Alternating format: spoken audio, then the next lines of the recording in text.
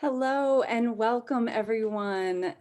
Thank you so much for joining us. I'm Jennifer Marshall. I'm the co-founder and executive director of This Is My Brave. And I'm so excited that you're with us here tonight for volume 2 of Stories from the Black Community, today on the first day of Black History Month. This program has been something we've dreamed of doing for several years.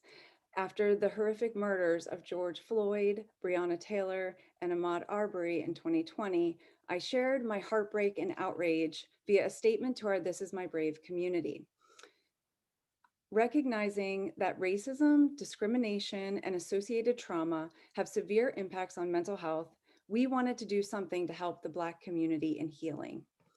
When our lead research partner, Dr. Kristen Kasilik, shared my letter with her colleagues, Dr. Kyan Connor and Dr. Tonicia Freeman-Foster, the wheels were set in motion. We had a Zoom call, and as I got to know these two accomplished individuals, with both of them so passionate about ending the stigma around mental illness in the Black community, I knew I had found the perfect partners to lead this new program.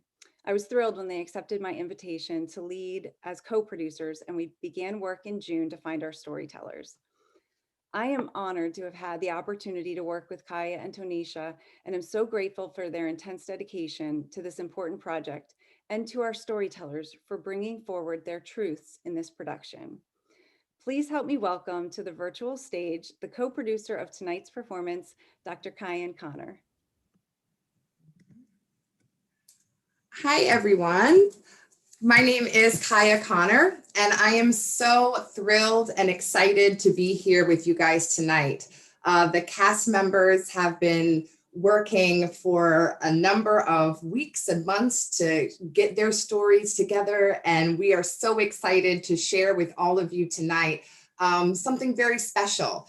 This is a really unique time in our history. There's a lot of important things that we need to be talking about with regard to mental health in general, but especially the mental health of Black and Brown communities. And so tonight you're going to hear from 8 amazing cast members from across the United States who are bravely sharing their stories with you. So we hope that you enjoy this amazing show. While you're listening to these stories, please do use our chat feature and put in comments and words of encouragement to our storytellers, as well as any questions that you may have, because we'll be doing a live Q&A with the cast members at the very end of this hour-long episode. So sit back and relax and enjoy the show. Exactly. So we're going to stop our cameras, Kaya, and then we will launch right in. Thanks, everybody. We'll see you after the show.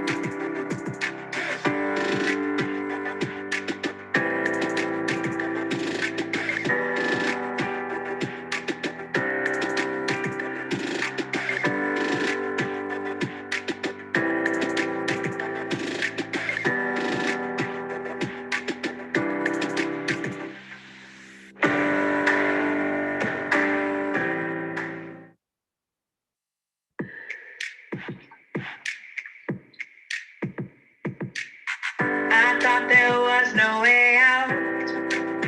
Yeah, I used to be scared of the light.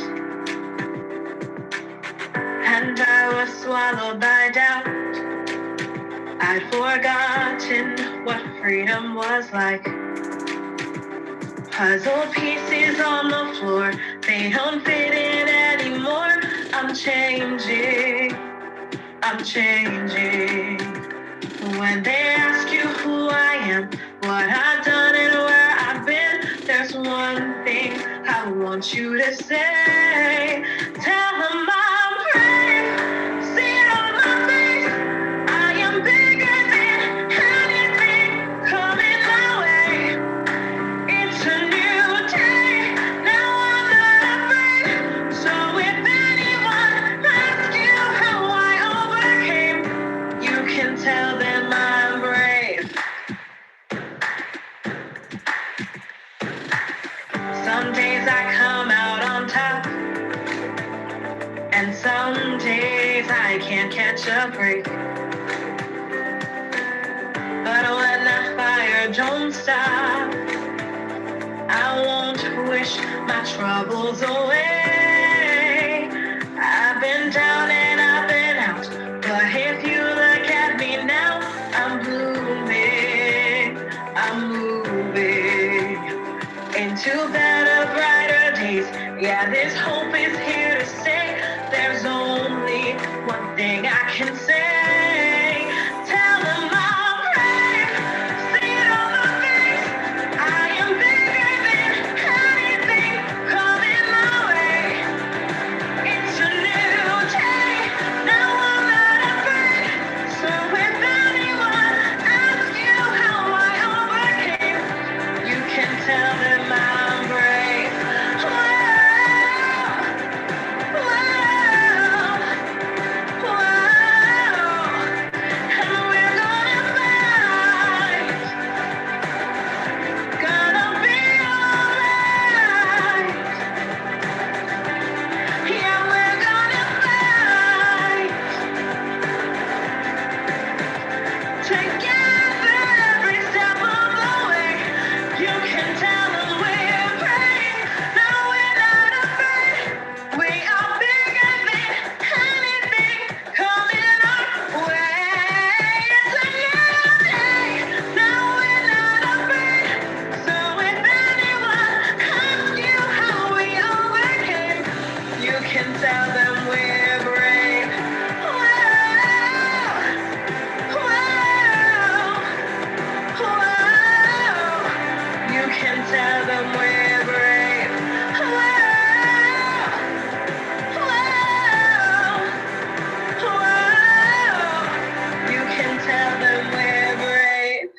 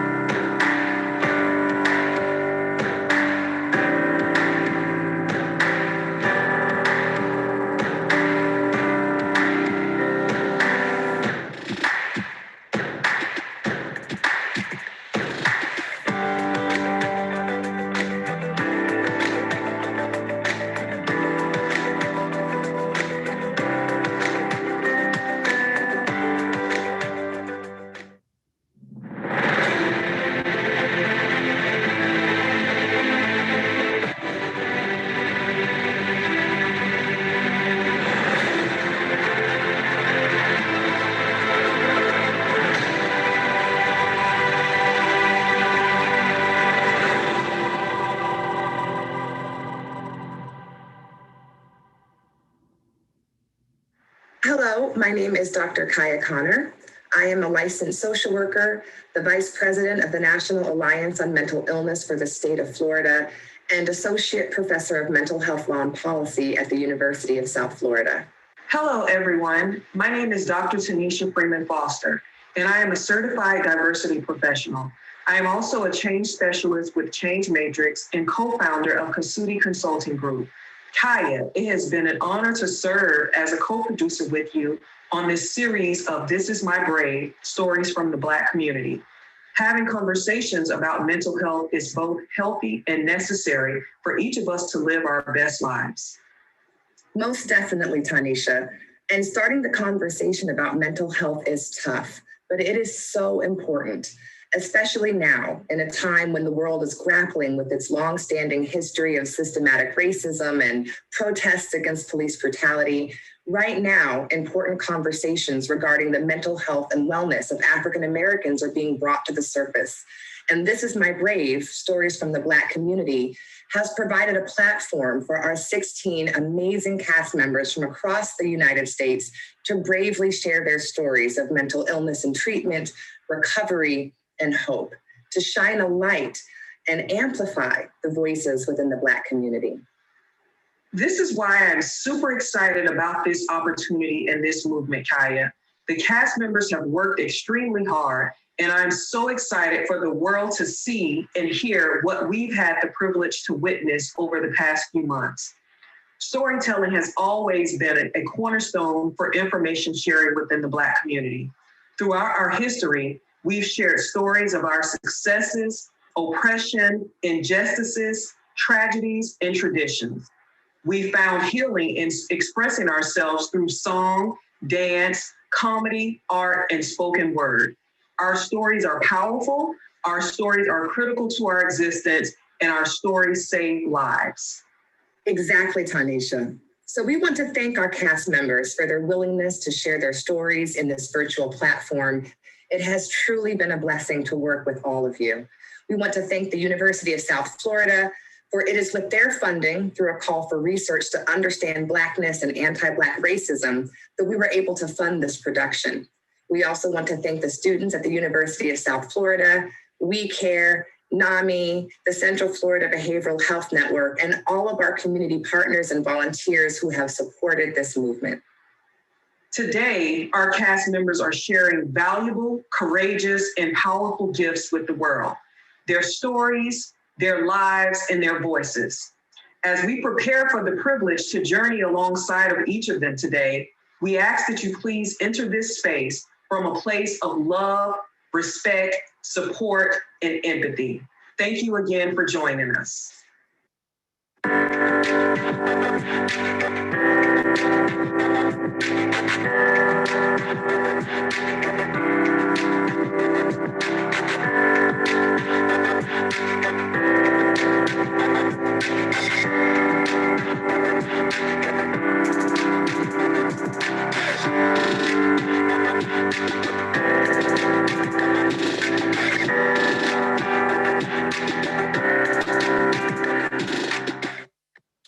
Hi, I am Charmel Catrell. I am an actress, I'm a writer, I'm a poet, an author, as well as now mental health advocate. And my journey to mental wellness and just overall mental well-being started a little over a year and a half ago, close to almost 2 years now. I had been struggling with depression, with anxiety, and oftentimes suicidal ideation, off and on for years. And I eventually slipped into a very deep depression and then suffered a complete emotional and mental breakdown, at which point in time, I had to start to address my mental health and my mental well-being.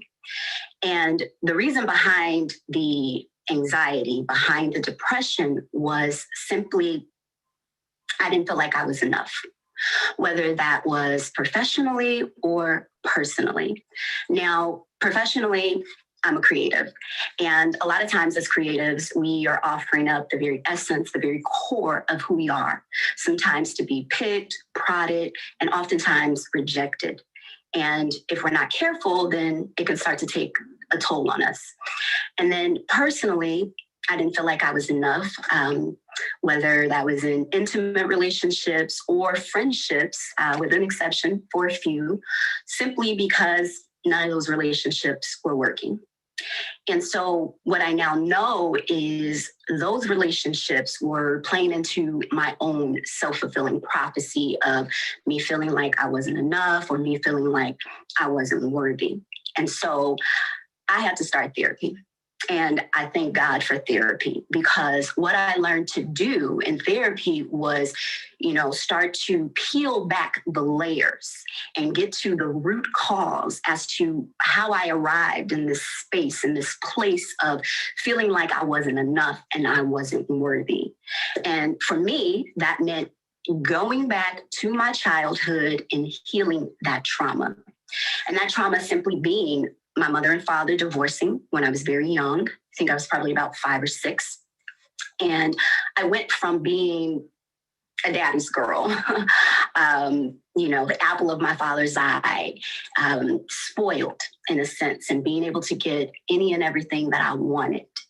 And then the divorce happening and us moving away, and then going on to what felt like being out of sight, out of mind in my father's eyes. And that took a huge emotional toll on me. And I carried that all the way through my childhood to my teenage years, my young adult years, all the way up into I was a full-fledged woman. And the way that I would deal with a lot of that pain throughout the years is I would write poetry. And some of those poems have now gone on to be what is now known as Mind Trip, which is my collection of poetry on Amazon.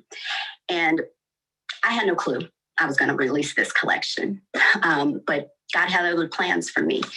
And I'm so grateful that I did, because not only am I in a space and I'm in a place right now where I feel like I'm enough, but I know it.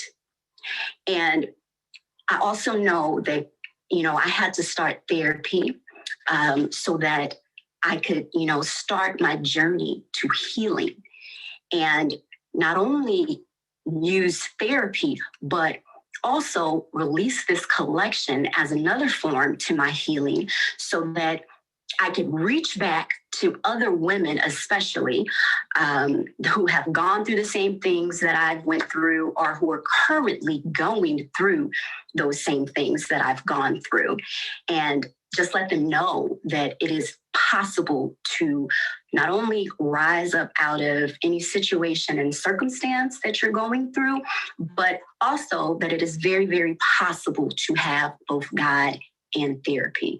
You do not have to choose. And so what I want to do is I want to share a piece with you from my collection. It is titled We Rise.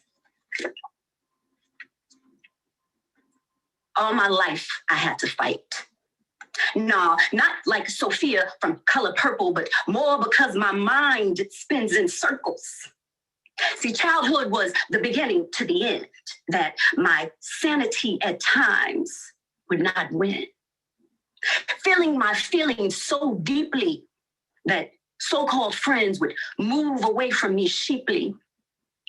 How was I supposed to know this thing called mental illness would grow? Blackout on days that were so bright, waking up in places that didn't feel right, drowning my pain and sorrows in any kind of booze, basically setting myself up to lose. Father never loved me properly. Maybe that's why there is no stopping me. Even on days I can't move from my bed, I know I've got to get out of my head. Living in a world where everyone is succeeding, but seems like I'm only capable of pleading. Begging for opportunities, but like Sandman, they only throw their shoe at me. Is there a God on this thing called life? Or just an omen that it comes with strife? Praying to become someone's wife. The thought of no love feels like a knife. Even on my darkest days, I am reminded, if the phoenix rises from the ashes, and everything I want in life, I will find it. It is possible to rise out of that situation and that circumstance. I know because I am a witness. I'm Charmel Catrell, and this is my brave. Ingrid Morgan was born in 1974 in Brooklyn, New York, for a reason. You missed it? Ingrid Morgan was born in 1974 for a reason. This is my brave. We are all human. Can't you see it? This is my purpose. This is my legacy. This is my story. This is my story. Born with a mental illness, that's what the doctor said is that hereditary. I don't claim that to be true. Post-traumatic stress disorder for being shot? No, not you, me. Yeah, it's true. Domestic violence, illness, mood disorder, bipolar disorder. That's not me. I'm no silence no more. I'm human, can't you see? Having purpose and being a traumatic life and events has made me stronger. I'm no longer angry. I'm no longer my disorder. I laugh because I'm happy and I'm free. You'll get there one day. Yeah, I don't want you to be me. I want you to be better. I want you to smile. COVID-19, 2020 was the best year of my life. No, you don't get it? Let me say it twice. COVID-19, 2020 was the best year of my life. Merry Christmas, Happy New Year. This is my brave. I gotta be me, Ingrid Morgan. You will continue to see. This is my chance, I gotta take it. Run with it. Don't be scared, speak out. Don't suffer in silence. We are all human. I believe in that. A little girl locked in a room on the 4th floor. No elevator, Crown Troy in Albany. Yeah, it's the knock hard on the door. Shh, Daddy said, don't open it because we can get in trouble. Mommy's a nurse, 12-hour shifts. And Daddy was anesthesiologist doing double. I had nobody to talk to. I was so alone. But I learned to read. And I became an author. 40 years. Yeah, I waited. But patience is a virtue. 1974, a survival story about who? About me. They said I couldn't do it. I laughed. But now you see, I'm real. I'm human. This is my brave. And I'm happy. Breaking my silence was the best thing that ever came over me. I feel light like a feather. Today's a new day, a happy day. I'm so proud. I'm finally helping thousands to stand up and speak out and share their story out loud. All that glitters isn't gold. You will see. We're gonna have more coming in 2021, but it's never gonna stop me from being me. I have been surviving since birth. But I want you to remember these questions. How did Ingrid Morgan do it? When did she realize she made it and walked through it? I could walk on water. Yeah, the sand is too hot. I simplified my life. Ingrid Morgan, this is my brave. Hi, my name is Latarsha Haughton. I have a spoken word, and it's called Breaking the Silence, Healing the Pain. I am a free woman. For years, I was in bondage. I had no style, no rhythm, no stability, no swag. I am a free woman. My childhood was a movement in trauma. At the age of 8, I was sexually abused. The first time that I encountered sexual abuse, the age of 8. 8. No more silence. Break the silence. No more silence. No more silence. The abuse continued at the age of 14. I was sexually abused at the hands of my biological father. No more silence. Break the silence. No more silence. No more silence. I conceived a son in high school. My son is my father's son. But I am a free woman. Traumatized, suffering in silence, no way out. My escape was a suicide attempt. Diagnosed, misdiagnosed, re-diagnosed. The doctor said bipolar, schizophrenia, heavily medicated. Then finally, post-traumatic stress disorder, PTSD. But I am a free woman. Looking for love in all the wrong places. No self-love, no love of self. So I went through 8 years of intense therapy. I found my true self. I found my true identity in Christ. Our movement, desensitization, and reprocessing. I saw how God viewed me, not how I viewed myself. Yes, I am a free woman. Divorced, married, remarried. I never wanted to remarry, but I started writing a book with a male friend of mine. He encouraged me to write my story. No more silence. Break the silence. No more silence. No more silence. I formed Breaking the Silence, Healing the Pain, a nonprofit organization. This took me back to my childhood sweetheart, who lived directly across the street from me in my adolescence. At the time, he was living in Atlanta, Georgia, and I was living in York, PA. We reconnected. I told him my story. My childhood sweetheart never knew my story.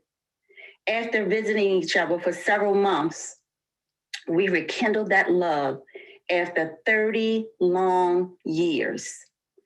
After some time, he said to me, I'm moving back to get my wife.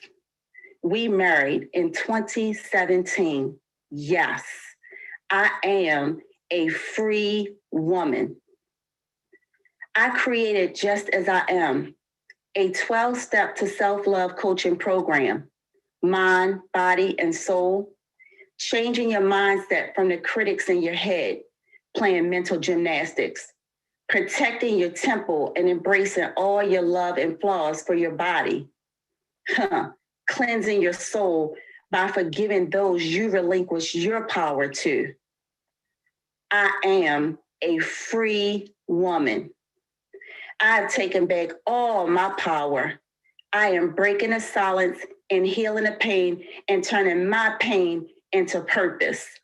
I am a free woman. Independent, even in politics. No Republican, nor Democrat. A free thinker and making my own decisions. I am a free woman. No more silence. Break the silence. No more silence. No more silence. I am Latarsha Haughton, and this is my brave. My name is Kenadie Cobbin-Richardson, and I am telling a story about how I really came face to face with racism at 17 years old, and how mentally I just really didn't want to deal with the fact that there was a world out there that didn't want to accept me because I had never had the question asked of me before. It was shocking for a 17-year-old going to college from an all-Black high school to a predominantly white institution, who on the way, there was a KKK meeting in progress. And when I got there, they were picketing the attendance of 12 African-American students attending. And I felt that I'd been thrown back to the 60s of times I had just heard about. But the entire 4 years was riddled with ghetto parties and blackface and racial slurs. And it had been with people who had never, literally, they were wealthy enough to have never even known a Black family, except maybe one. And of course, they were different, than everyone else. And so it was so alarming for me that after I left that institution, I graduated 4 years later, I left and went to Japan. I needed to get away from America. And when I got to Japan, people asked me, what are you? And I was like, Black, I guess. And they were like, no, you're from America. And that was the very first time I said I'm American. And then I, came back 3 years later and realized that this is my home too. And it's America and I'm American. And this story, this piece is just about kind of the continuous denial of who we are in this country and how it affects me. I can't breathe as I inhale. White privilege reports another death of another Black male like, oh, well, I'm desperately trying to make sense of your hate, sending Trayvon, an unarmed Black child, to the pearly gate. This is why Martin couldn't wait. And Emmett Till's fate was sealed just because a white woman said so. And that strange fruit hung from those trees and bled so. And even when it wasn't enough just to kill us in the South, you had to dismember my grandfather's body and stick it in his mouth. You nasty, dirty spawn of Satan. You came out of your mother's womb hating. Is that your purpose in the world? Were you that garden snake that deceived that girl? Bringing your sin upon the world, and you tease us pretending that you're not real. But it's Jesus that we need, because if you understood how I feel, you kneeled and bowed down to get your life, homie. But it's fear that drives you, because truth is, you really know me. You know you're the extreme opposite of who we are. No matter what the competition is, we're the star. And just when you think we've maxed out and finished, we show you who's boss and we take over golf and tennis. Bow down and understand that you can't win. And when you have used every weapon and we're still standing, what you gonna do then? Go back to that snake hole of sin and try again? Because when you do, I hope that Eve looks like me. Because she ain't gonna be so easily deceived. She ain't falling for the okie doke. She believes every word her God spoke. And this time, you will be defeated. It only looks like you're winning, but you really just cheated. You see, you lost before you got started. We thought you were shitting, but your weak ass farted. The aroma, the stench created by your actions and the words you speak, trying to look like the strong man in this bitch, but you're weak. Because you really don't understand and you don't have a chance against my Black power. Walking around with your face twisted, looking sour, like it's a lemon you just ate. If I can just get our children to understand your true fate, they'd have no fear, because it's all a ruse. And it's the truth they'll choose, and it's who you will be feeling the blues. And I can finally get my breath back and take off this mask and stop grinning. Do you really have to ask if I'm winning? You knew the score from the beginning. God already told you how this was going to end. Enjoy it, because I will stop you with the power of my pen.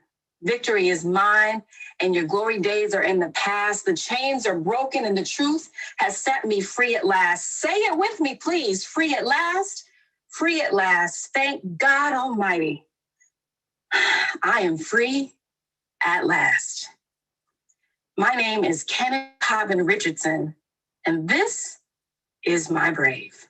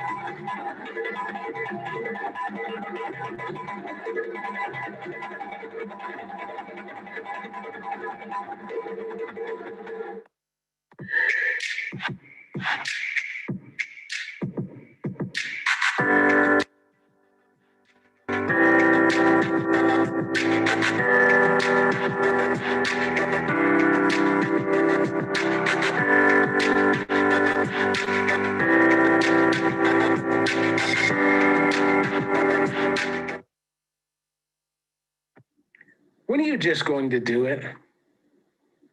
Just go sit down and write that book. The big one you've been talking about for years. The small ones you said you would write after the big one failed.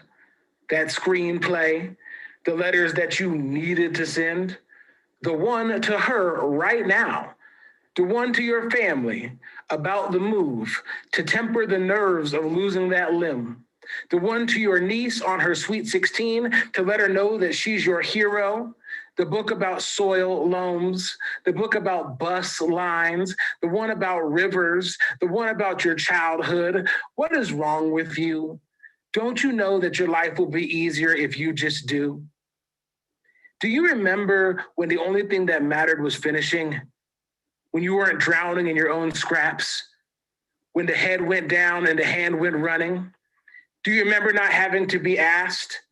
Not having to ask yourself? When you cared less about your social media platforms?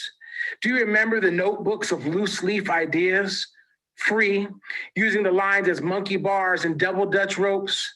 When you called them in for dinner and they licked the bowls clean, swirled the soup into words and devoured every single letter? When there was no fear of missing out, no fear of what wasn't said. Yeah, I remember. I remember when you wrote the lights back on after Grandma passed. When you just couldn't find that light switch when the shadows got more creative.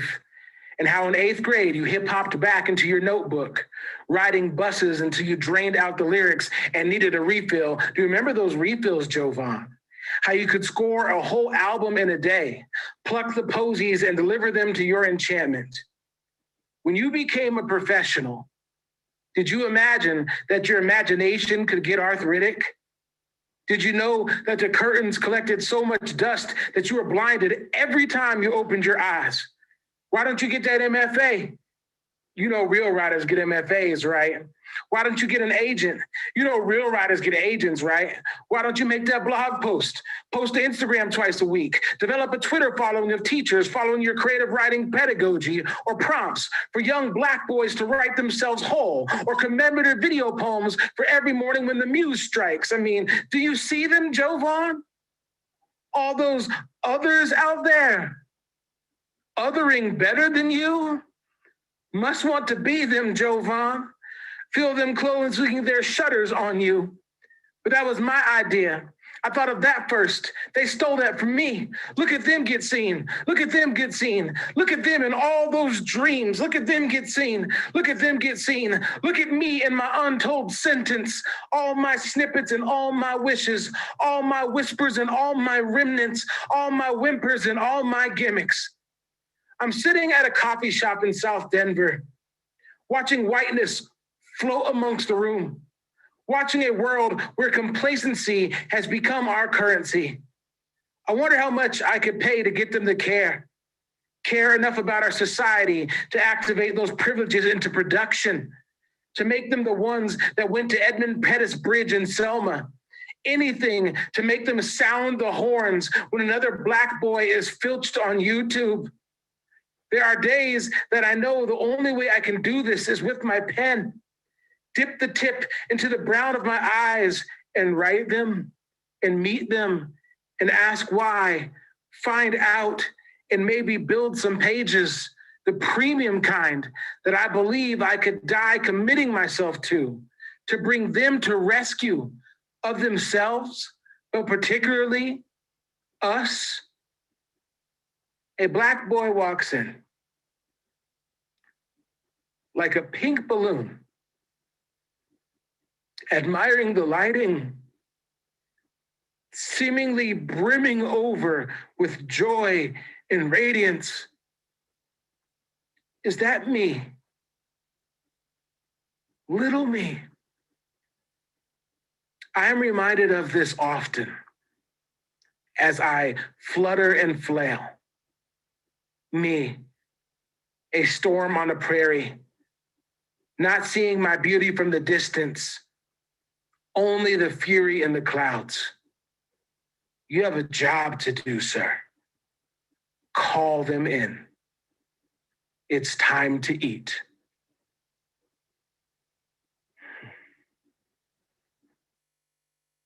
Today, we're going tuxedo shopping for my nephew, Kevin, for prom.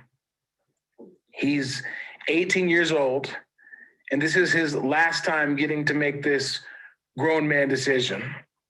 Naturally, he wants the hot pink pants with the hot pink tie and the gator skin shoes. And I'm optimistic because the boy looks bad.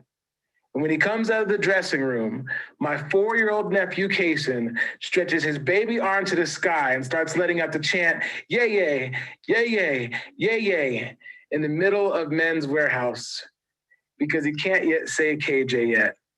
And I guess this is just how decisions are made in my household. You see, on these days, we're all Black boys. All smiles, all aspirations, bright brown-eyed figuring this world out. Learning how to perfect our hair, our jump shot, our end zone dance, our Mac game while your mama makes you put grease on your elbows. We laugh explosive, teeth barely grown in. We ask questions to shit we already know. We want to be famous and see the world, you know, like kids do. From church skinny ties to flat-built hats and matching shoes, from finger waves to gumbies, mini froze to dreadlocks, fresh fitted, the freshest of the fresh, ready to grab her hand during couple skate or bring home a report card. On these days, we're all Black boys. All body bags. All filled with holes. All autopsies. All unrecognizable. Baptized in sirens and secrets, unaware that others could supersede our skin's darkness. On these days, we're all Black boys. Our spirits drifting into the night sky, nephews, cousins, uncles, aunties, Black boys. On these days, even grandfathers become boys. They stumble back in a time when this narrative was the exact same, when the entire neighborhood had a funeral in the middle of the street for the kid whose name we all knew, mother crying in the backdrop, and Black boys watched other Black boys become asphalt. On these days, even sisters become boys. Only knowing how to teach them how to find the right partner. And when they're stolen, it feels like you're breathing molasses air. Elijah McClain air, it travels through your body like a horse carriage casket lowered into your chest. Breathing is so heavy on these days, and on these days, we're all Black boys. But especially the Black boys, ignorant and unaware as they should be, emulating their favorite rapper, athlete, or man in their life, so full of effort, so willing to try, so unsure of the world's ways, should maybe wanted to be a police officer one day, a doctor, the president, hoping they could steer this thing in the right direction, that he could stitch his best friend back together, but he has no idea that he's growing up so fast. He can only see it in the way that they see him. Patrol cars are more hungry, billy clubs are more curious, bullets are more inspired, and he knows this. But he doesn't know why. He thinks he's famous, doesn't feel the crosshair sizing him up, but we all do. Huh. But we all do, don't we? But we all do. And we still fail to intercept what we saw coming. On these days, we're all Black boys, all broken, forever baffled, and right now out there in our own streets, bleeding.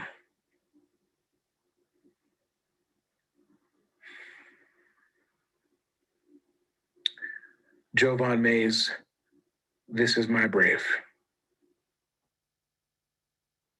Shaded by black clouds, filled with doubts, fears, and feelings of being a burden.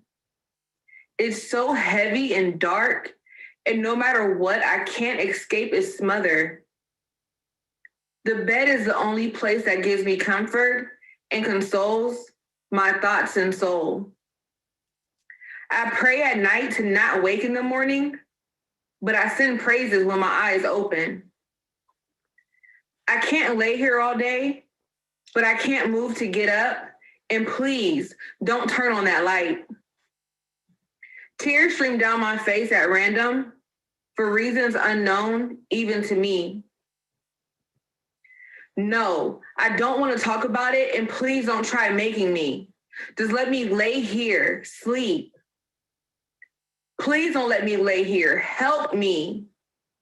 Get me out of this bed. I'm sending mixed signals, and no one knows which one to believe.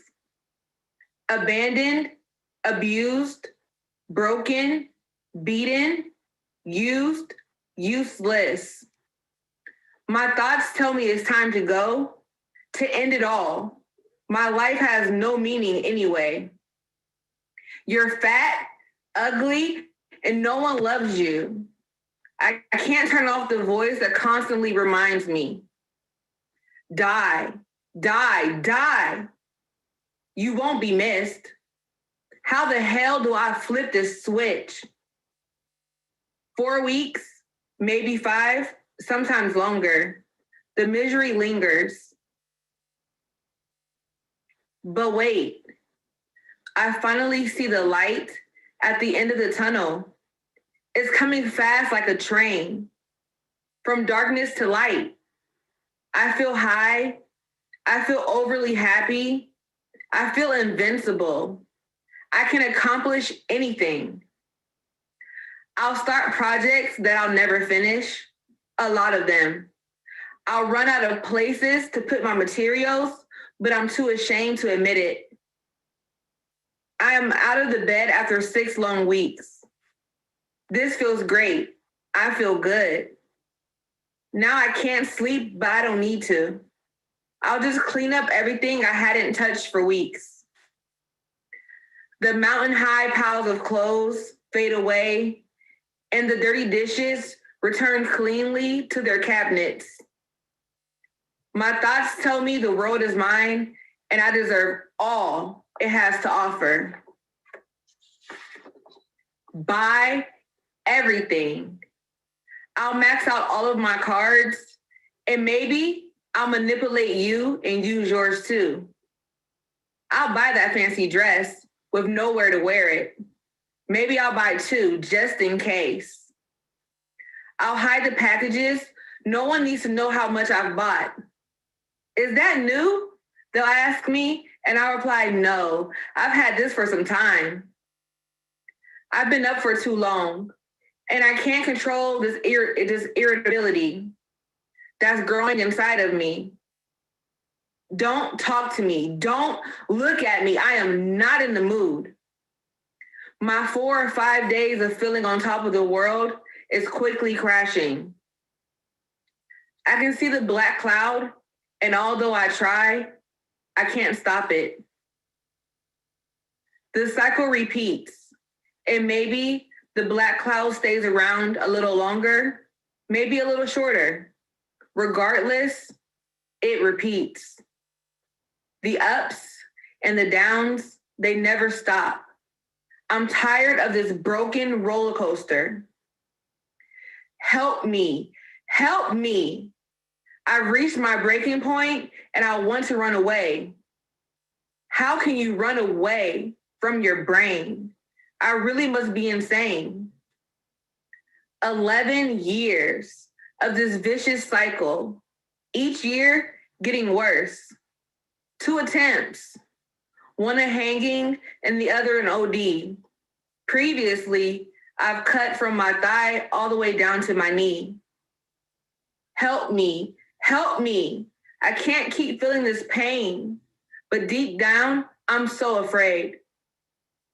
They'll put me in a straitjacket and throw me in a cold room with bad food and lock me away forever. But is that even true? Or is it just what I've seen on TV and in movies? I have to try. I have to take a chance because something has to change. A chance, I give it. And although scary at first, my life forever changed.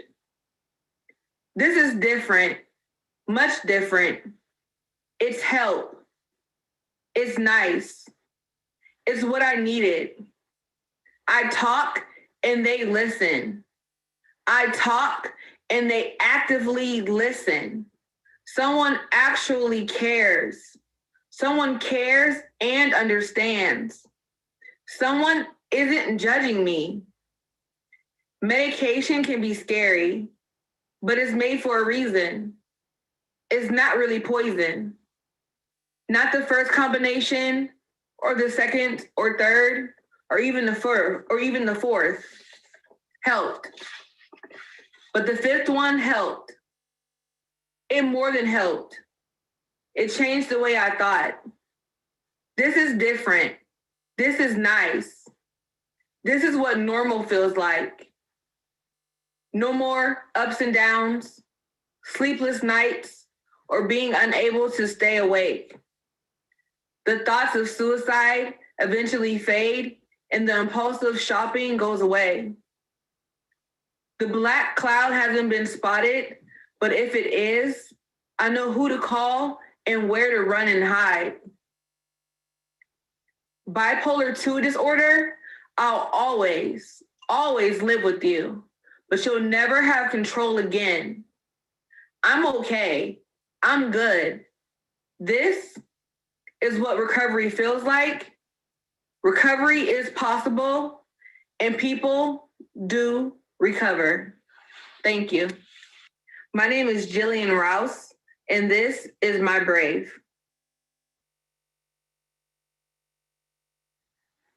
It was a cold, damp day in January. Teenage girls were talking and laughing as they prepared to take ballet class. I was seated at a steel chair at a round brown table. The table had chips in it, and I ran my fingers across that chipped wood as I anxiously awaited the response from this young music producer seated right across from me. I was 9 months sober, and this was my first time sharing something I'd written with anybody. It was also my first time pursuing this artist life that called me to get sober. The ballet class started. The pianist began to play a plie waltz as the ballet slippers glided across the marley floor. Beads of sweat began to form at the corner of my temples as this young music producer looked at me and said, "I bet you have a lot of songs in you." And to that, my stomach caved in. My armpits began to sweat, and I was transported back into time. It was a warm spring day in Boston's theater district. I was anxiously awaiting my sister. She was running late. I was 13, and I had not yet learned anything about patience. As I leaned my back against the warm brick of the Schubert Theater, smells of greasy, cheesy, pepperoni pizza danced with cigarette smoke as people took their last drag or their last bite before entering the theater. Out of the corner of my eye, I see my sister and a couple of her friends exiting the theater. Before she could say anything, I shouted, "Where were you? I've been waiting for you forever."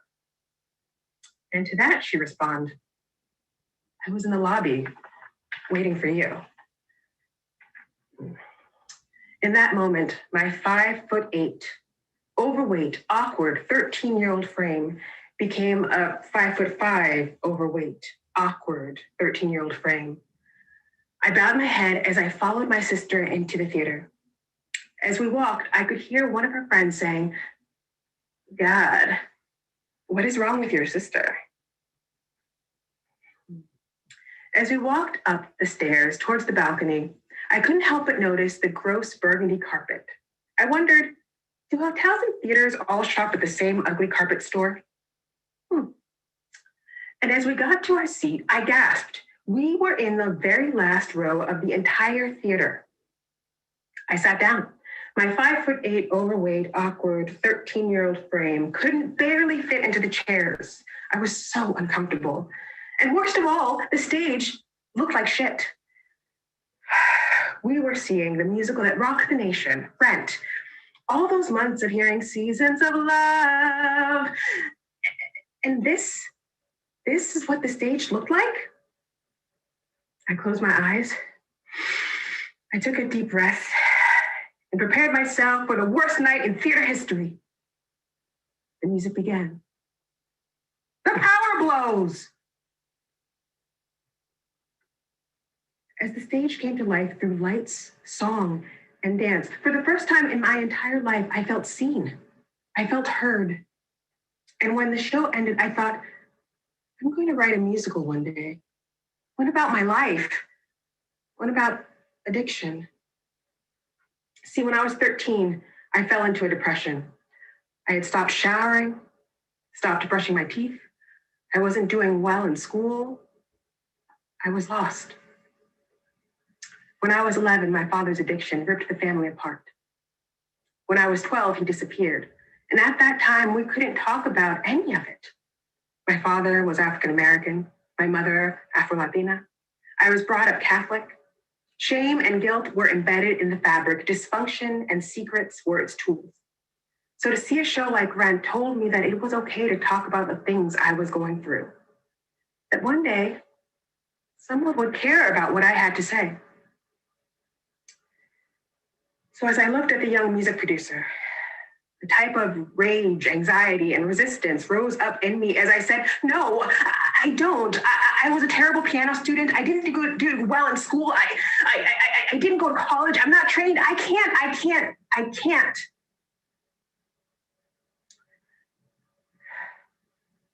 I sunk back into my chair and I felt defeated. For years, the idea of writing a musical got me through. Even when I stopped believing it was possible. Even when I tried to suppress it. There were 8 years of active addiction, years of depression, sexual assault, abusive relationships, a car accident, losing job after job, friend after friend.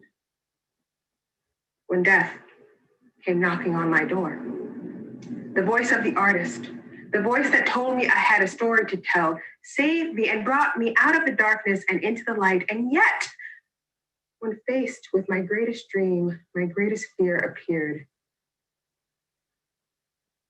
and I was paralyzed. And the young producer leaned in and said, all you need is a melody, and you can write a song. Immediately, a light turned on in my head as fear and purpose danced. The very next day, I found myself in Studio 6 at the dance complex. The studio was on the very top floor, and nobody would hear me unless I wanted them to. I sat at an upright, tan, out-of-tune piano. I looked at the keys, and some were chick, and for some reason that brought me comfort. And that voice entered the room. Noticing my fear, it said, just take a leap of faith and have a bit of hope.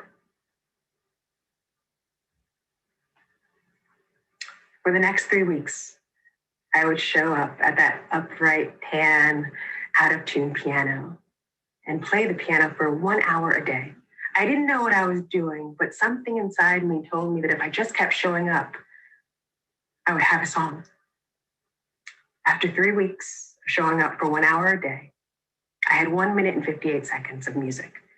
No lyrics, just music. I recorded the music, and I ran downstairs to one of my new friends, and I said, hey, I wrote a song. Do you want to listen to it? And as she was listening to it, I knew, depending on what she said, would seal my fate. When she was done, she said, Elizabeth,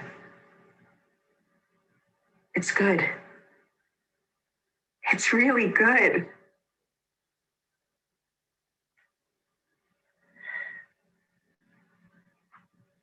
And in that moment, I became pregnant with my musical. This is Treatment. My name is Elizabeth Addison, and this is my brave.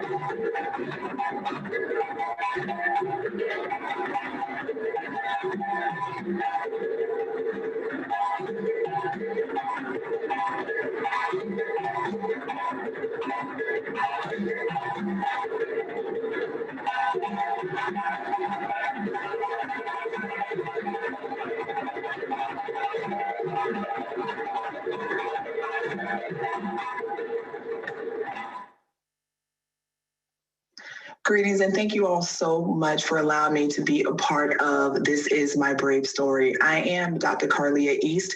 I am a CEO, a licensed mental health counselor, a wife, a mother, and all of these things, and I'm so excited of being a part of this. I wanted to make sure that I give really good detail as to what it means to be me, especially what it means to be me in this day and age. And what I mean by me is an African-American female psychologist. You know, to be honest, therapy is something that, as you know, the Black community or people of color, we're not necessarily up to that. You know, we're not open to that. And the reason why is because systematically, we've had very limited spaces in where we could be safe.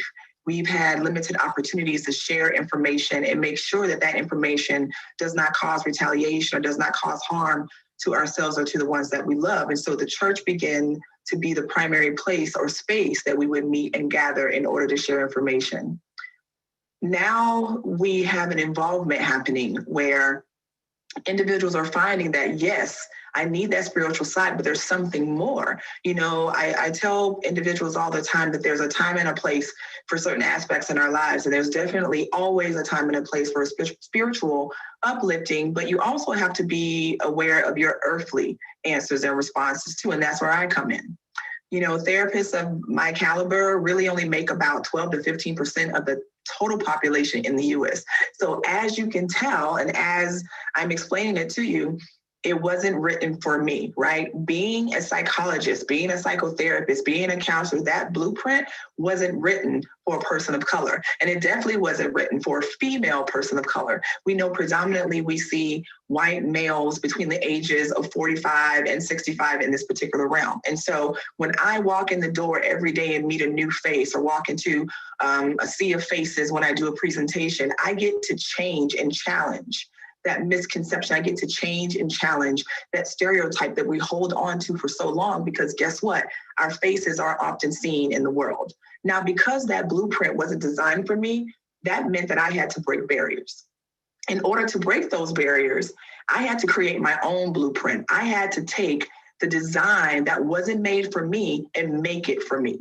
And as a person of color, that is the first thing that you have to do in anything in life, is you have to make and take what is provided and make it yours and make it original to you, because that is the only way you're going to survive and feel happy and proud about who you are. You cannot just put yourself in the shoes of somebody else or, you know, give yourself a script and you just go by that.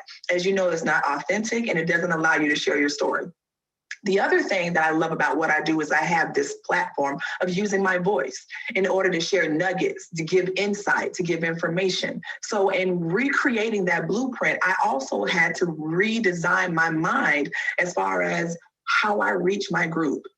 What purpose do I serve? What is it that I'm supposed to be here for? And I realized that I am a bridge, and that is my story. I am a bridge. My job not only allows me to heal the minds, to provide hope, and to instill happiness, but it also gives me an opportunity to start a bridge between the African-American community and therapy, but also build a bridge between Black and white. Because as you know, there are things in our community of color that doesn't translate to other communities and vice versa. There's also the way that we speak that doesn't translate sometimes, all the time. I'll give you an example.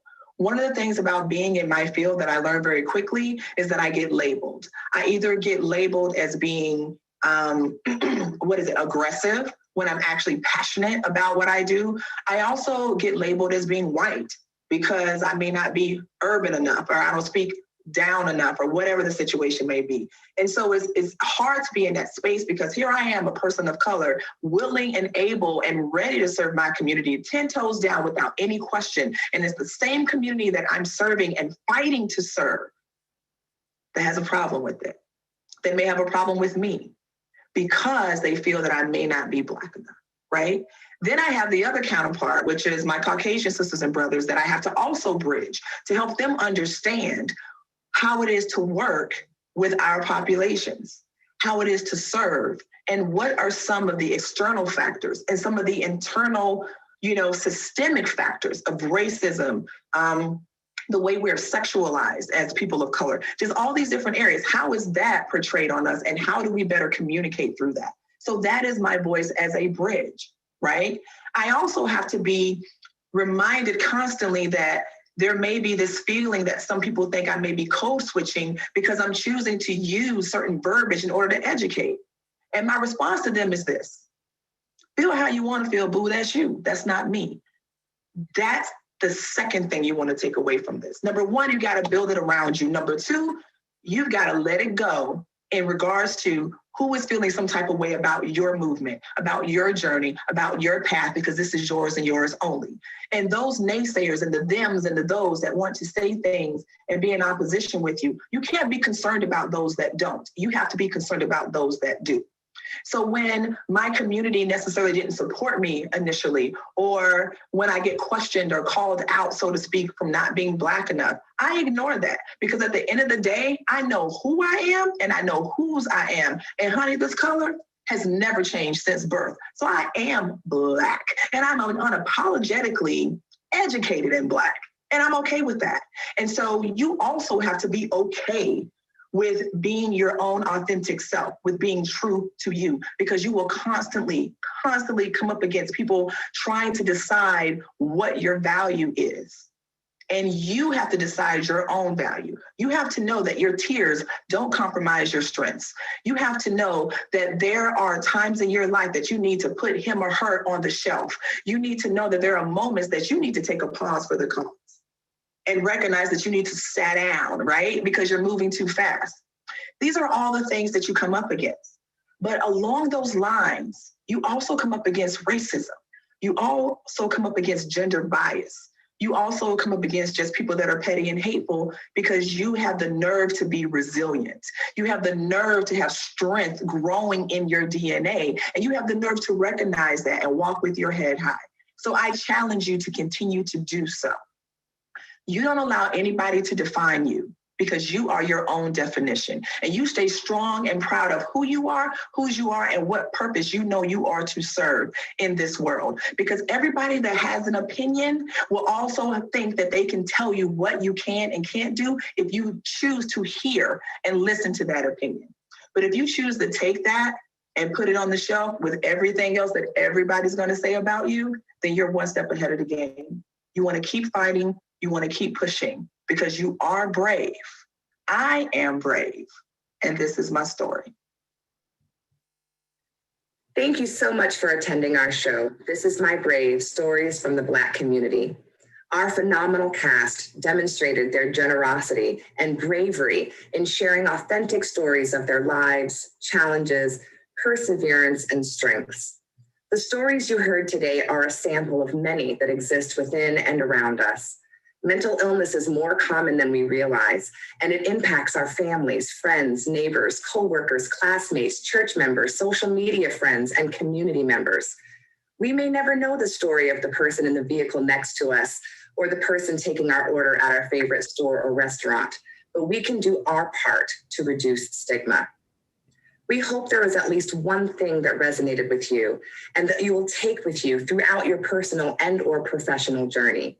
We also hope that your experience with us today empowers you to live your truth and gives you the awareness necessary to inspire others to live their truth as well.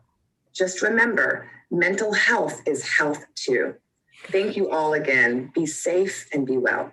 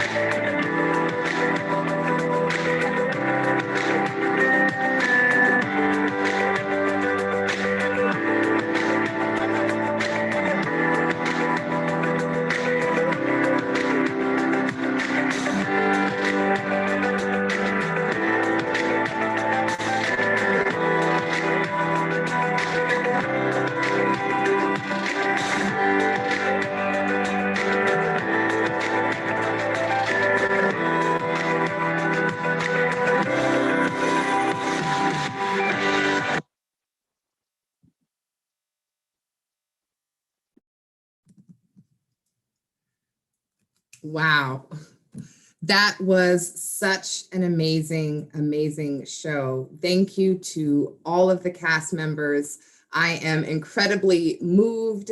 Multiple times during this show, I had to take a step back and get my tissues, seriously overwhelmed. I hope that you all enjoyed this. And I am so excited now to bring out our cast members so that you can ask them some of your questions. So please, as I'm introducing the cast, if you have questions to ask, please don't hesitate to put them in our Q&A box. So introducing Elizabeth Addison, Charmel, Catrell, Kenadie, Cobbin-Richardson, Dr. Carleah East, Latarsha Haughton, Jovan Mays, Ingrid Morgan, and Jillian Rouse.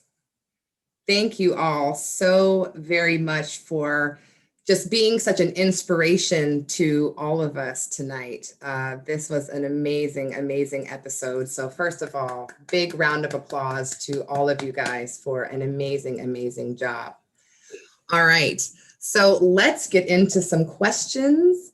As I mentioned, please do continue to put your questions in the chat. So I'd like to start with a question for Charmel, because, hi Charmel. There are others of you who talked about this a little bit too, but you talked a bit about church and religion. And I love one of the things that you said about we don't have to choose between therapy and God. And I think that that's so powerful and so important for our community. So I wonder if you could talk a little bit more about that, and then others, if you want to sort of jump in as well, to talk about what that means to you and why that was so important for you to share. That was really important for me to share because, first of all, that was my journey, right? I have always been someone who has been faith-based. My entire journey has been around, God and listening to his will, which is something that led me to therapy in the first place. Him saying, okay, it is time for some healing and it's time for you to go, which is exactly when I knew, I didn't have to choose between the two. I was in constant prayer during a lot of my darkest seasons, but I still had to wait and, figure out which direction to go because I didn't know. And again, it was his word that led me there. So that bridged the gap for me between the two. Wonderful. Thank you for sharing. Is there anyone else who wants to jump in on this question? Yeah, come on in, Latarsha. It's interesting you said that. And my book is not published yet, but I talk about church hurt. And I'm grateful for this platform to be able to express this because people in a church are not walking our shoes.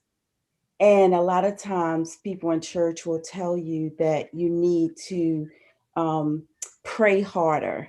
You need to pray more. You need to be in your word. That's the only thing you need. That's not true because God allowed doctors to be made to help us. If you are sick with migraines, you're going to go to the hospital because you're going to want to know, why am I getting these migraines?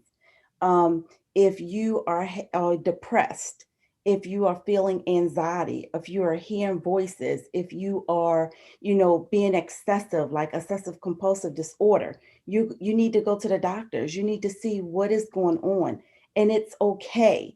And I just I don't like when I hear people say, well, you need to read your Bible, you need to do this more, and being hit over the head with a Bible, but that's not true.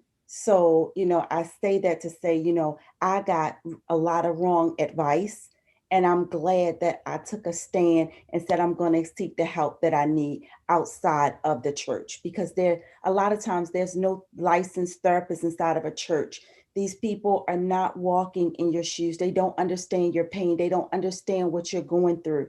So a lot of stuff that they're saying is ignorant because they don't know. So I would just recommend anybody to take a stand and go get the help that you need. Thank you. Thank you, Latarsha. That was beautifully said.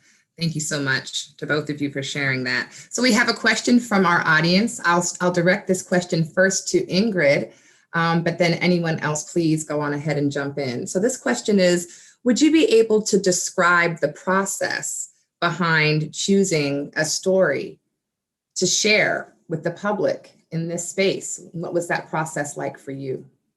Oh, wow. It was very, very difficult. But it's words that I take with me to my death. I'm a domestic violence survivor, so I've been shot and gun-butted.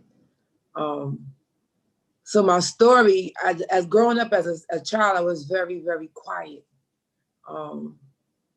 But I've learned to walk in the faith of God. COVID-19 has taught me silence is my loudest speaker. So I think different, I act different, I talk different. It's just, I enjoy the silence now. My silence growing up, was very deafening to me. But now this silence is so sweet. I actually embrace it. I would advise anybody to share your story. So happy to be here tonight. I'm an author as well. Haven't really put my book out there, but with time, it will, 2021, I think I'm ready. I think I'm ready. So I'm just here to tell anybody, please share your story. Please speak out. Do not suffer in silence anymore. I care. This is my brave cares. Everybody on this platform cares. And just share your story. Don't be afraid. Somebody out there is listening. Somebody out there is listening. Thank you so much, Ingrid. And I know I'm waiting on pins and needles for your book to come out. So we'll all be sure to check that out. But I think what you said, always ready. Always ready. You got it. But I think what you said too is really powerful about doing things in your own time, right? Everybody has their time when they're ready to get to a place where they're ready to share their story, right? And we have to sort of always just be respectful of where people are in their process. So I think that's beautiful that you're taking your time for you to be ready to continue on your journey. And I know we have a lot more to see from you.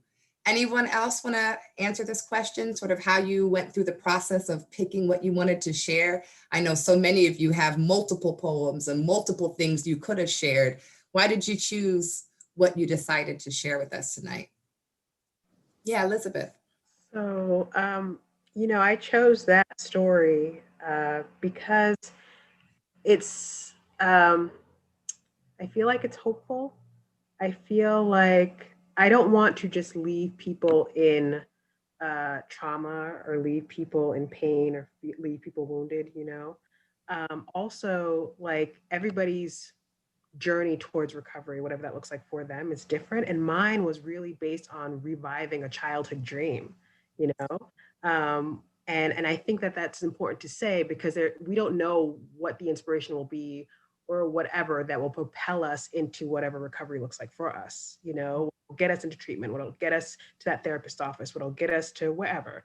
And so for me, towards the end of my addiction, it was the voice of the artist, this voice of feeling like I was called to do more that became so loud that it sort of in moments overtook the addiction, which is just for me being a very, I have a strong faith in God. Feels like God was just like, Elizabeth, nope, you've got to be pulled up out of this and I'm going to give you this. And so for me, something that has also kept me on the path of recovery is this sort of reclaiming of my artist self, is telling my story through musical form, is like now building community around being the intersection between the performing arts and recovery.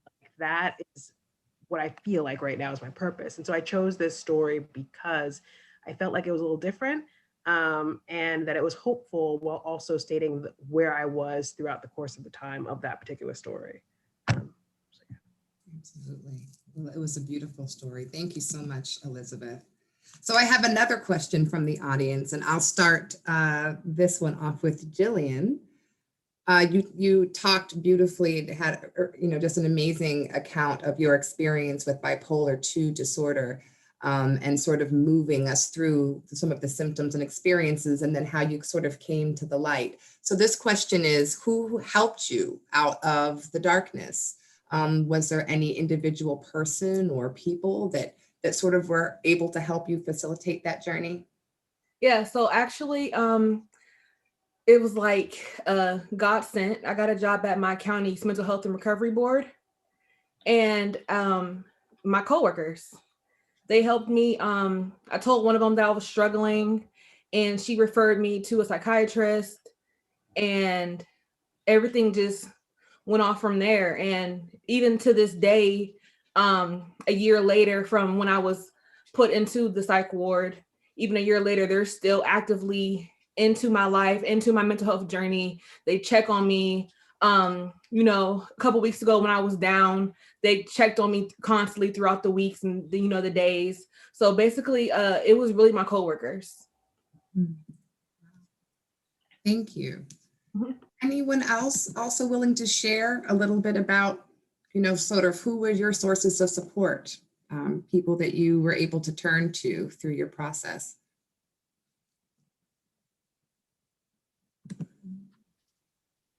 Hi, Dr. Key. I could say something. I struggled a lot with exactly what I would share. And it was really the community of people that are on this panel right now. Mainly, I had never really shared my personal story before.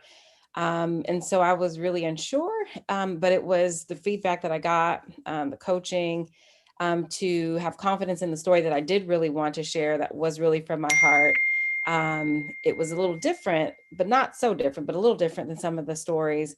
And so I just wanted to make sure that it really fit within this, but it was really, I had to be brave. I can say that. So if this is the name of it, this is my brave. So I had to really be brave to put myself out there like that and talk about how I felt. But to something someone has said earlier, that, you know, we can wait, but I will say that we could probably push people a little bit, because I think that if somebody had said, yeah, girl, you know, maybe you should wait, I would have been like, great, I will wait right now, and probably never have done it. And so I just really appreciate the support, and the honesty that I got, you know, so it wasn't just like, you know, saying it just because, but they really meant it. And so I think having a community of people around you who care about you and willing to tell you the truth, is really important. And I found that, you know, within this group. Wow. Thank you. Thank you, Kenadie, for sharing that. So I have another question, and I think really anyone could answer this question, but we'll start with Jovan. You shared some really, really powerful stories through your poetry.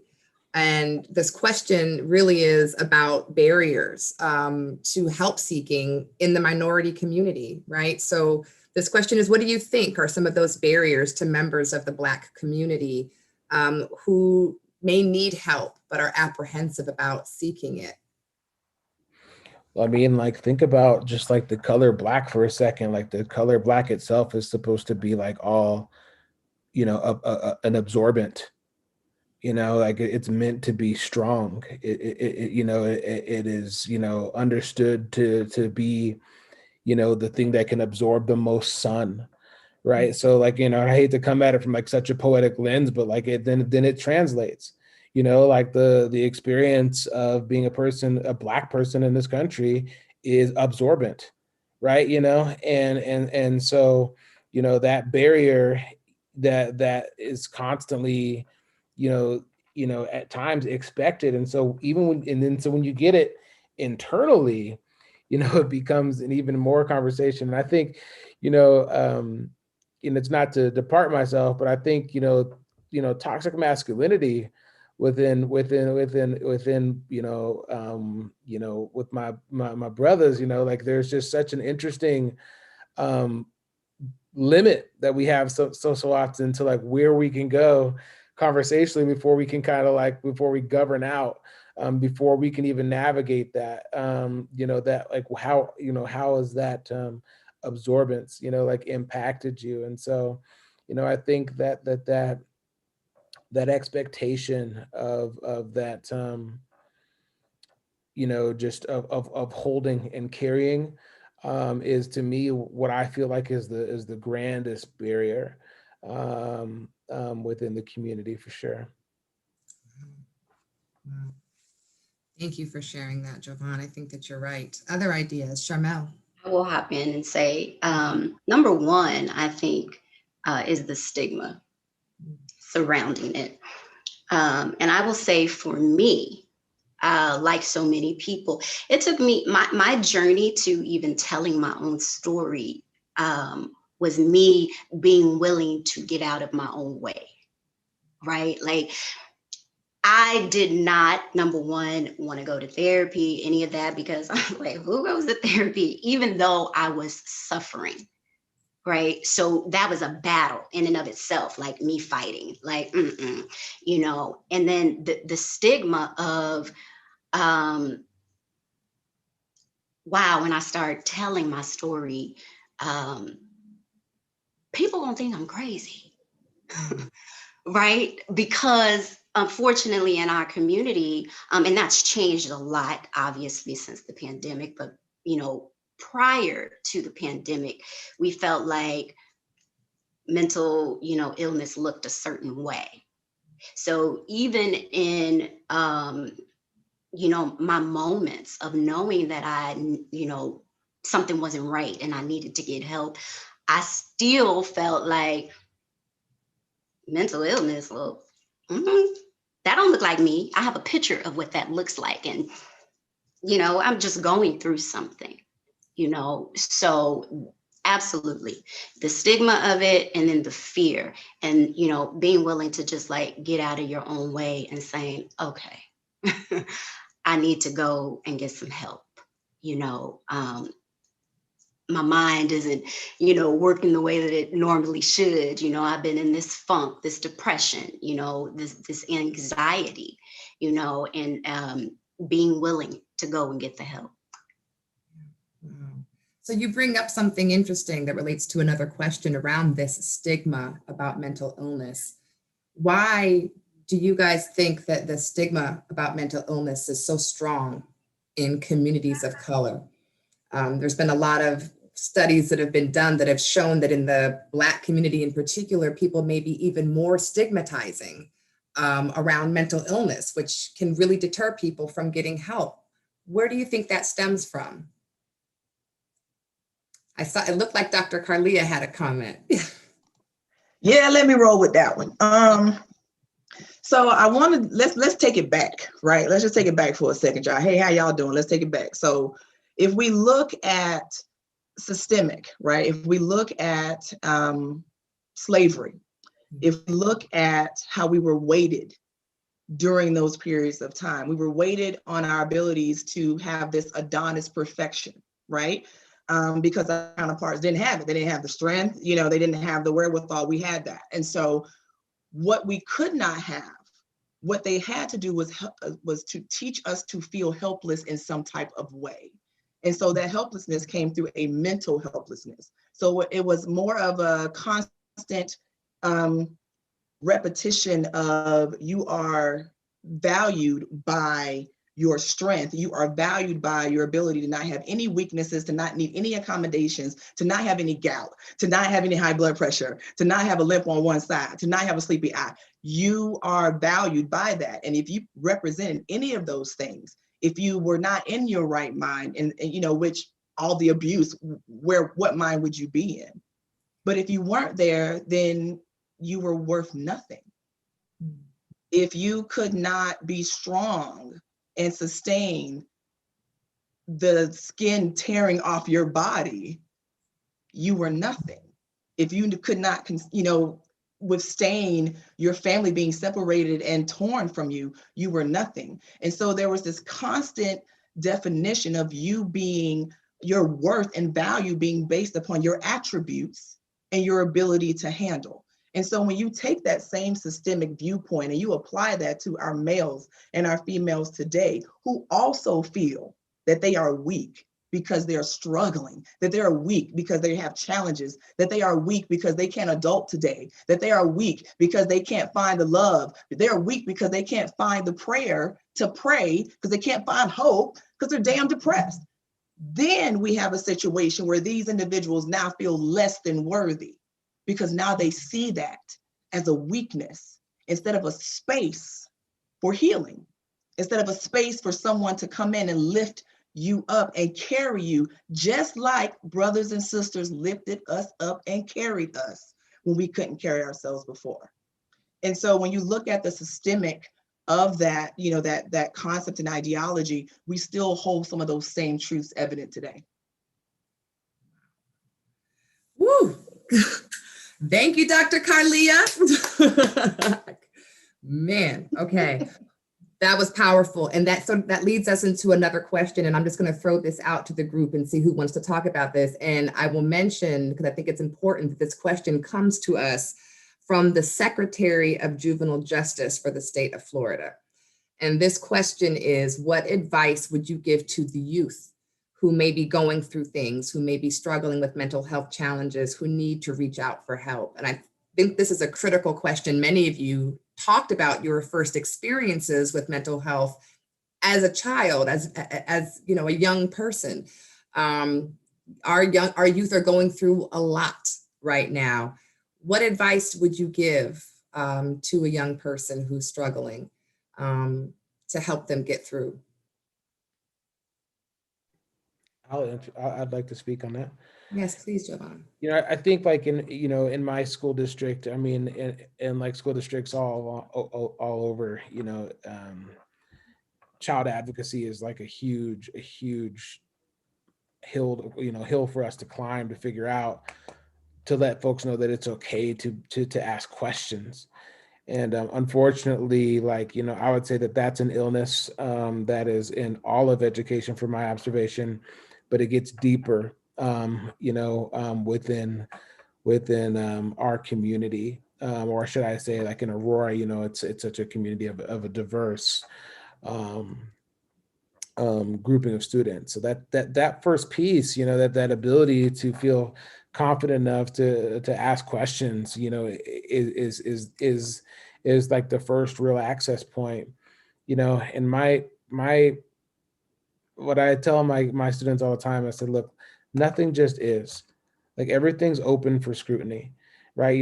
This whole world is trying to rush you forward, as if they have perfect definers, and they don't, right? So you have to continue to be the barometer of like how you see, and let yourself kind of attach yourself down to your meanings and your truths.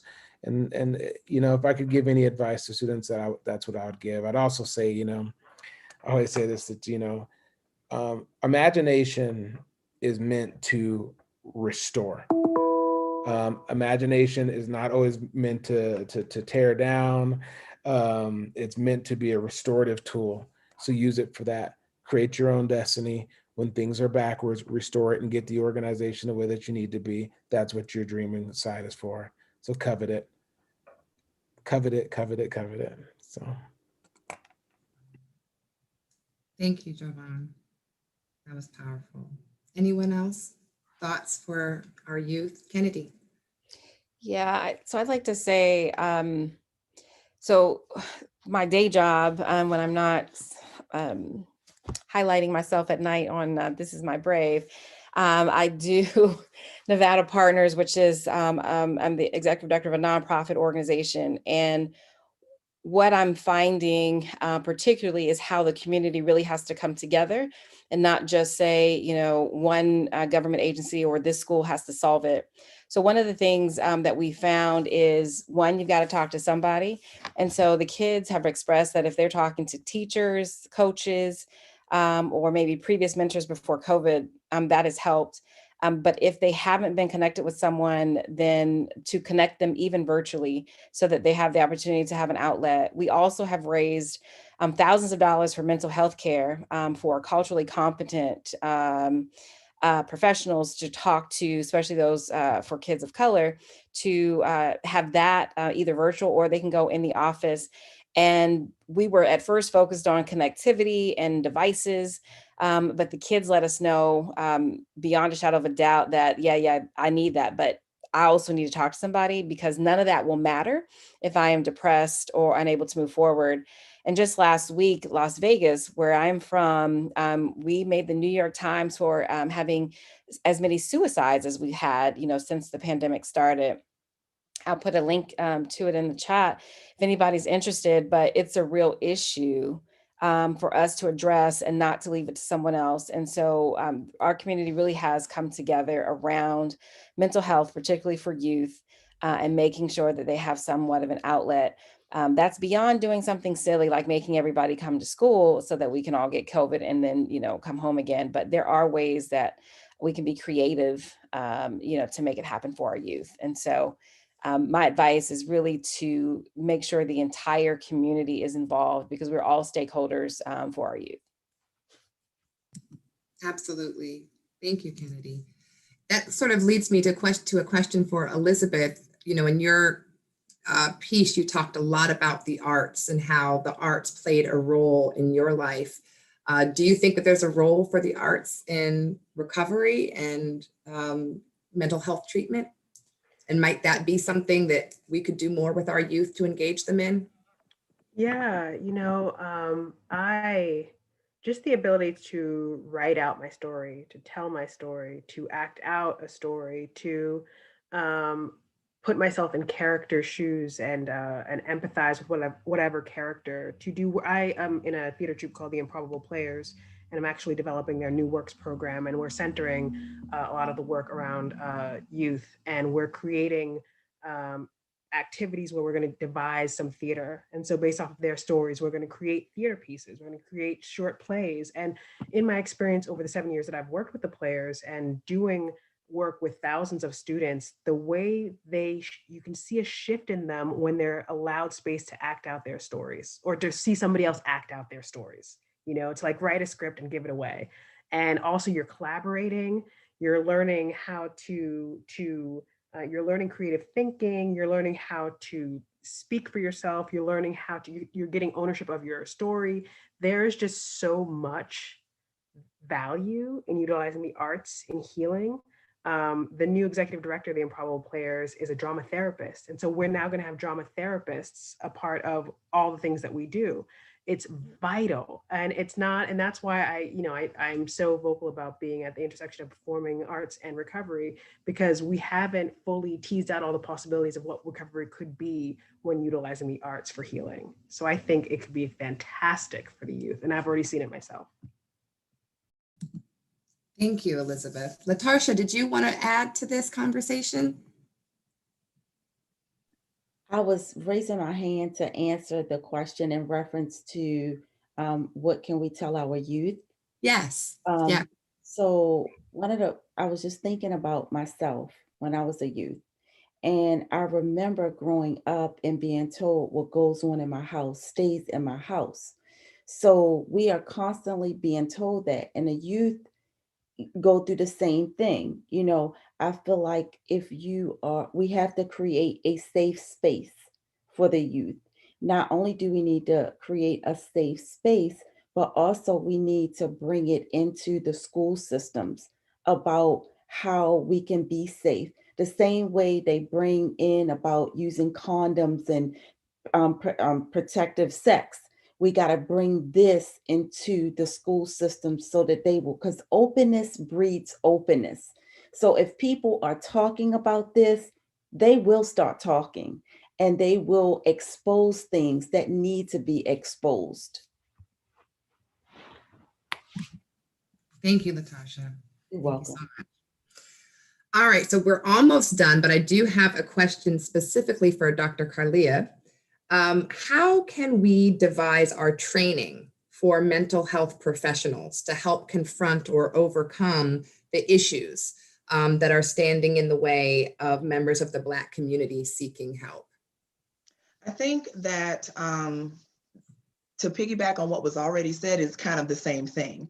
One of the things that we have to do, I think, particularly for communities of color, is use a language that they understand. You know, one of as a bridge builder, one of the things that I find is that if there's a flyer with, question, are you feeling anxious today? How many Black folk, go be like, yeah, I'm feeling anxious today. Let me go ahead and go to that meeting. No, but if I have a flyer that says, are you feeling some type of way and you don't know why? Guess who's showing up to that meeting? Everybody. So, seriously, we have to make sure that we are using the language that our community responds to. I will tell you straight up, I have done workshops with youth where I take lyrics of artists that they listen to right now that I strategically pick because it talks about overcoming a struggle or a challenge. And I turn that into a whole mental health lesson of tools that they didn't even know they were using. They think we just talking, about Lil Baby or whoever, whatever Lil we working on that day. And so to me, right, it's a bunch of Lils. And so to me, when you bring what they think of first, and you put that on the table it's like you have to sandwich the information. You start the information off with something that they can relate to pull them in. And then you add the meat and potatoes and wrap it up at the end.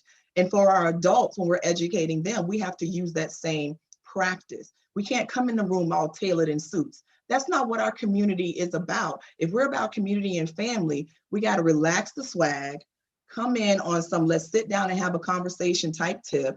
Let's not put an auditorium with a stand and a podium. No, because we're already dealing with a population of individuals that are already intimidated just from being intimidated.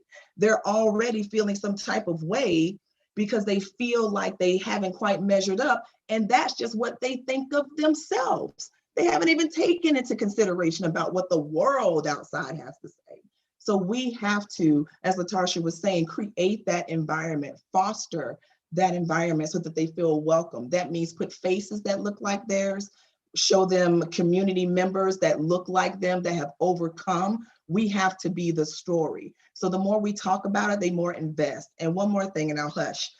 When you look at cancer awareness, just an example, when you look at that, what is the common thing that we have there? People talk.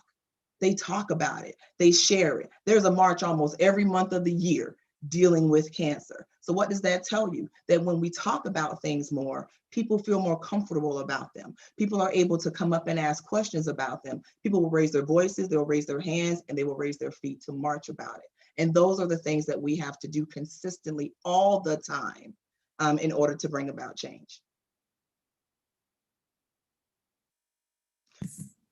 Thank you.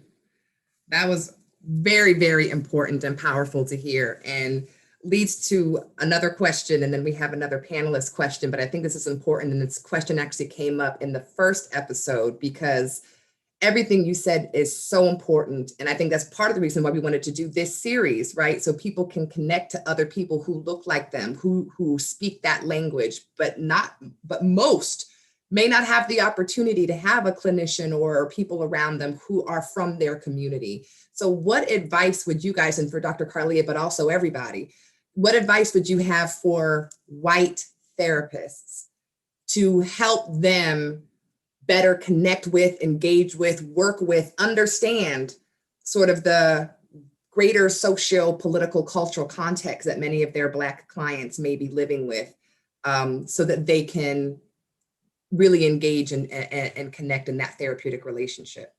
Jillian. So I'm gonna say from my experience, I've only had one Black counselor, and the other 15 or however many have all been white. And the biggest thing that I would say is for them to understand me. Don't try to be like me. And what I mean is understand where I'm coming from, try to understand, my struggles. But when I'm in the session with you, I don't want you talking like me. Like that's distracting, that's disrespectful. So understand where I'm coming from, but don't try to be like me.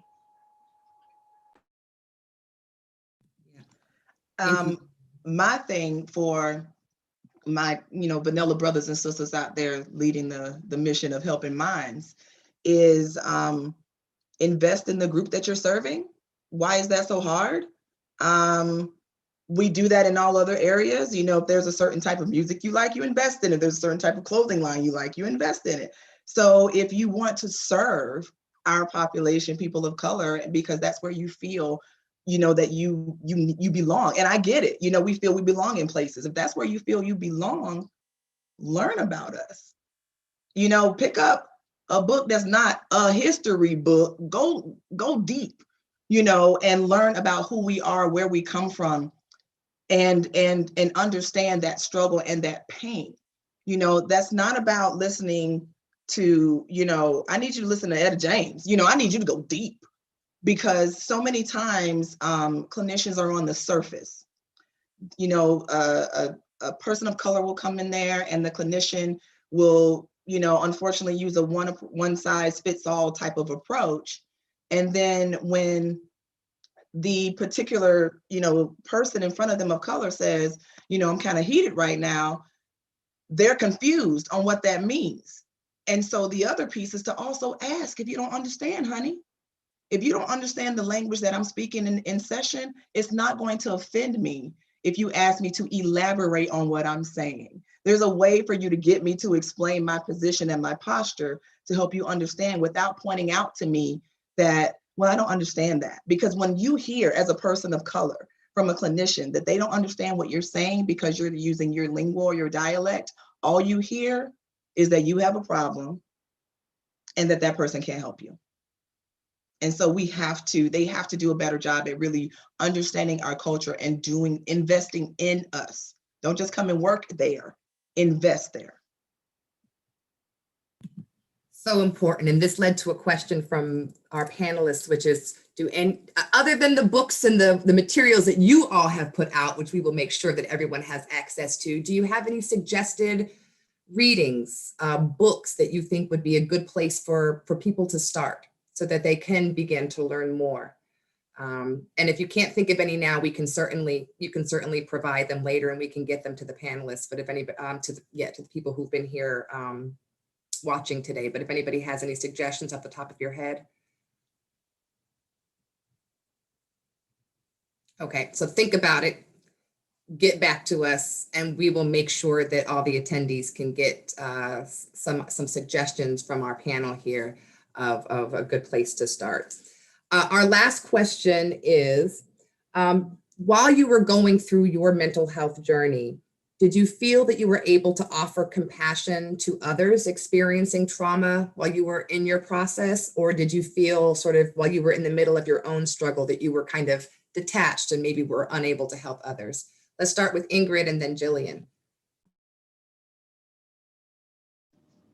Yes, when I got shot, actually in the hospital, my husband shot me. So when I got shot, I was actually in a room with another woman. She had got beaten up, but my leg was in a cast, and we were conversating, and she asked me, why did I stay?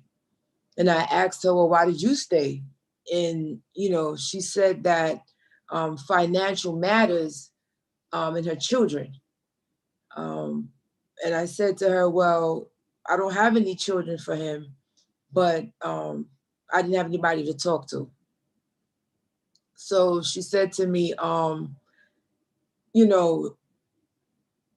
can we exchange numbers? Can we be friends? And I said, of course. But to make a long story short, we were both struggling. And she became my best friend. It's 30 years of friendship.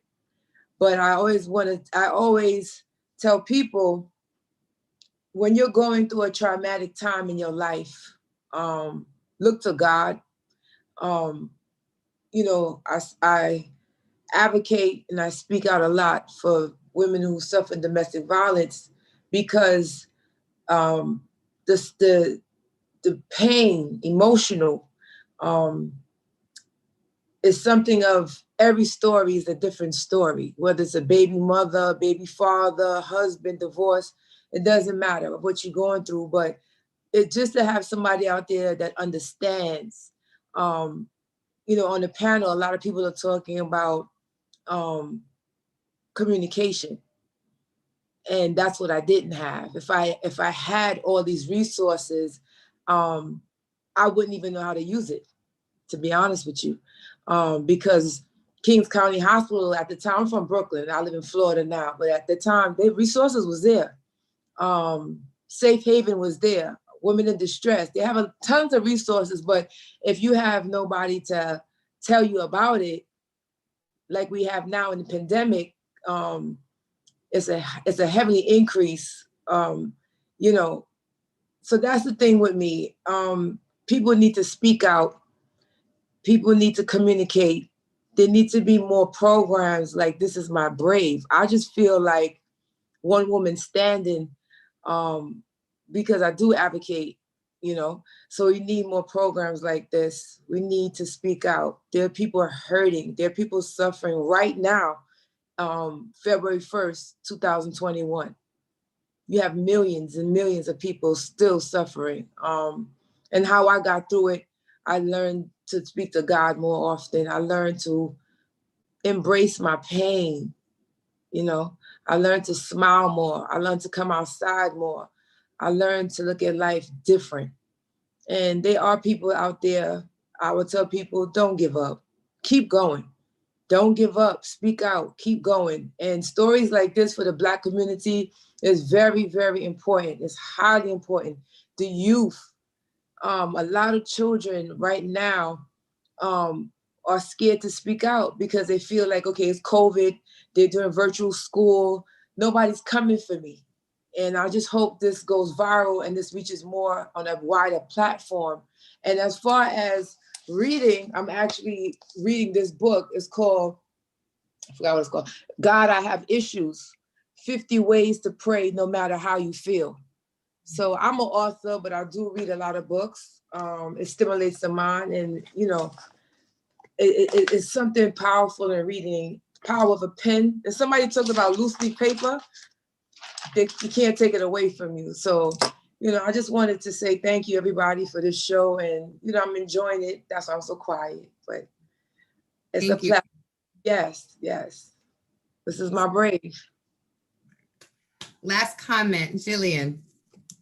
Can you repeat the question one more time? Yes, it was when you were going through your mental health journey, did you feel that you were able to offer compassion to others experiencing trauma as well? Or when you were in the middle of your struggle, were you unable to provide that support for others? I feel like during my journey is what made me a more compassionate person to begin with. And the fact that the way I felt, I didn't want anybody else to feel that way. So whether it was my friends that were suffering from depression, I would hide my pain to help them, bring them out. When I was in the psych ward, there were people that were way worse than me. And I was, you know, trying to help them, you know, telling them to come to the meetings and do this and do that. So I feel like being in my journey made me more compassionate, and I didn't find it to be hard at all to be that way. Wow. Well, I just want to thank you guys so much. We were supposed to end at 9. We're a few minutes over, but that's okay because I think this conversation has been so important. I'm watching the comments come through the chat. This has been such an eye-opening conversation. And I also want to just say thank you for being so real, you know, and just being able to be honest and let it out there in the way you want to speak about it, because that sometimes doesn't happen. And we're sometimes so careful about trying to use the right words and say things politically correct that the message gets lost. And I think that people heard you guys loud and clear tonight. So just thank you to everyone who has stuck with us for this entire program. A lot of you have been here still from the very beginning. So thank you for staying with us, and big thank you to all of our cast members. I am so proud of you and in awe of your work, and humbled by being able to go through this experience with you. Good night, everyone. Thank you so much.